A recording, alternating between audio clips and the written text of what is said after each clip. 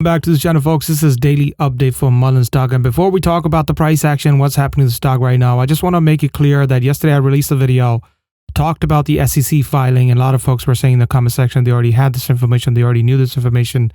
It's impossible, right? Because the information came out on March 1st. All right, the SEC filing came out on March 1st, which the transaction had happened on 27th February. Unless you work for the company and you have insider information, there is no way somebody can let you know that this had happened on the, or somebody's going to tell you that 27th February, this is going to happen, right? What happened on February 27th? David Rice Party Limited exercised their stock warrant for 178 million shares, which put them to a 9% ownership of the stock. Why did they do it at 20 cents a share? Because March 7th is a conference coming up where Bollinger is demonstrating their truck. MULN also has a conference scheduled after that.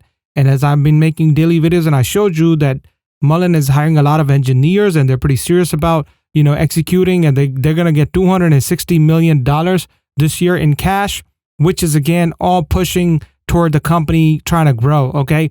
And this is what they did because they know the stock price might get to 30 cents, 40 cents, 50 cents, 60 cents. We don't know how much the price is going to pump up to, but short interest is really high. So it could really go to $1 or $2 or whatever. At that point, we'll figure it out. But at the end of the day, this is why they exercise their shares so they could go ahead and convert that into profit, and they will sell it out. So March 7th week is going to be crucial. The stock is going to go up, but it's going to come right back down. It's not going to stay there because financially, the company is not doing too good. Let's go to the cash flow right quick for this company. This is the cash flow statement. Right now, they have 107 million on their hand.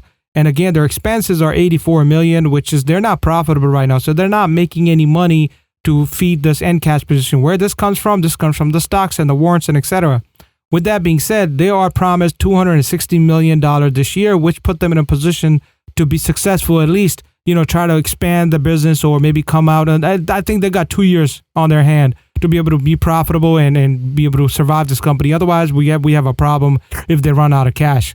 Let's take a look at the chart. So there are a couple of supply levels I see here, 23 cents, 25 cents, 27, 28 cents. If you ask me on a regular day how high the stock is going to be, it has to cross all the supply levels. Again, the short interest is so high. March 7th, when the stock gets pumped, for example, it could blow out of these levels and no problem because there's a lot of people sitting here trying to sell you the stock. This is what the supply level is. In other words, this is resistance. So a lot of people sitting here trying to sell you the stock. But when the pump comes, these levels really don't mean anything at that point because you have so much volume being pumped into the stock that these levels are just blown out of the water. But we'll see what happened on March 7th week. So be ready. I'll be ready and I'll talk to you guys in the next video.